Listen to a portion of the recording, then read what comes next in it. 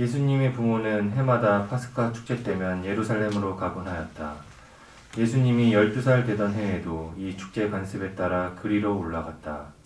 그런데 축제 기간이 끝나고 돌아갈 때에 소년 예수님은 예루살렘에 그대로 남았다.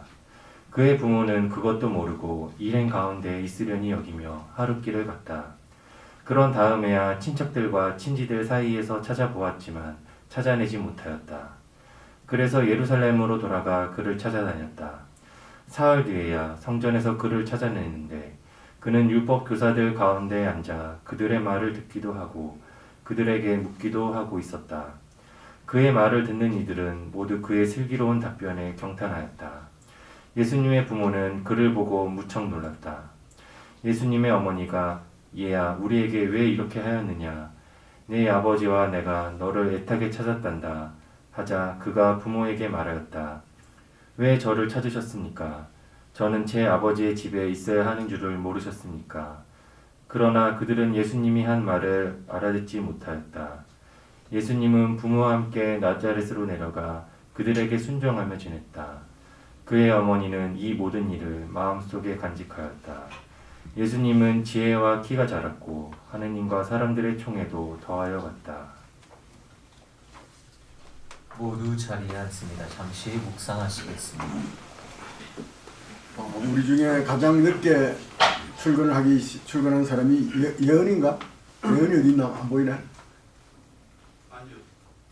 예언인지 아니고 예언이네 꼴 보고 있는데. 성교국에 예언이 아직 안 왔나? 저 있구나. 그거는 돈보스코 영적 지도자인 요셉 가파소 신부님의 선종한 해예요. 아마 내 생각에 내 기억이 맞으면 힐레리오 수사님이 이거 정했으리라고 생각하는데 그 돈보스코 영적 지도자인 요셉 가파소 신부님의 선종날 1800 선종의 해 1890을 우리 비밀번호로 정한 거예요. 요셉 가파소 신부님은 지금 말씀드린 것처럼 돈보스코의 영적 지도자였어요. 이 두 사람이 처음 만나는 건 돈보스코보다는 4살 정도 많은 사람인데 처음 만나는 것은 둘이 같은 고향이에요. 모리알도에 있는 어떤 성당 앞에서 가파소는 아직 신학생인데 이렇게 성당문에 기대고 있는 거예요. 그런데 그 날이 무슨 날인가 하면 주일인데 그 동네에 축제가 있는 날이에요. 돈보스코는 그 착하게 보이는 신학생을 보고 혹시 축제 가려고 그러면 나와 같이 갑시다. 내가 구경시켜 줄게요. 그렇게 하니까 가파소는 뭐라 그러냐면 친구야 사제들이 만드는 구경거리란 성당의 전례란다. 나는 성당문이 열리기를 기다리고 있는 중이란다. 라고 하면서 그 정을 거절하는 거예요. 그게 첫 만남이에요. 나중에 신부가 되고 나서 돈보스코가 신부가 되고 나서 자기 직업을 구하잖아. 그때 세 가지의 큰 제의가 들어와요. 하나는 제노바에 있는 어떤 부잣집에서 가정교사로 오라는 거고 하나는 카스텔루오보 자기 동네 고향 동네에 보좌 신부로 오라는 거고 또 하나는 모리알도의 전속사지로 오라는 거예요. 모리알도 같은 동네예요.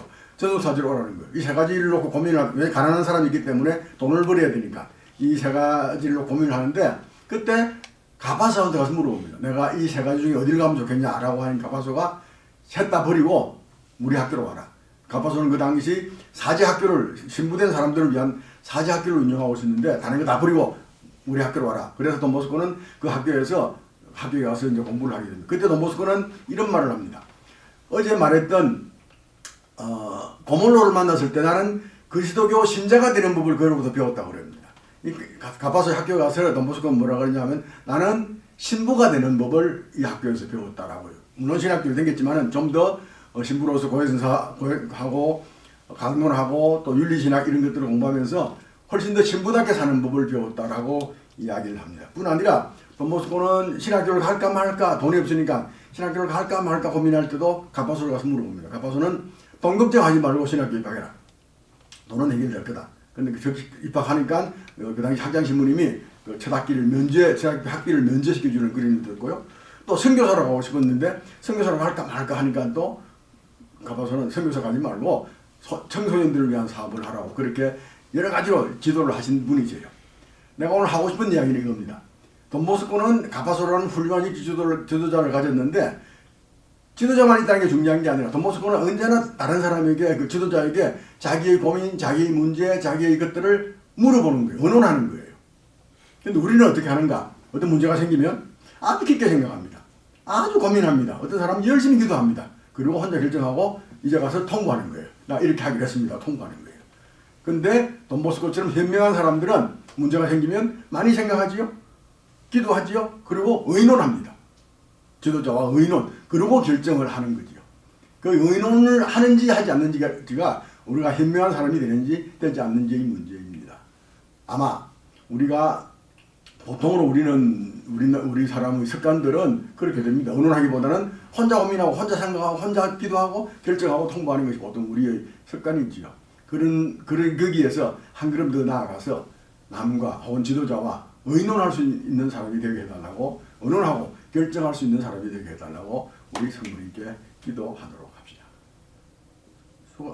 안녕히 가세요. 가파손은 이 사람이에요. 고맙습니다. 좋은 말씀 들었습니다.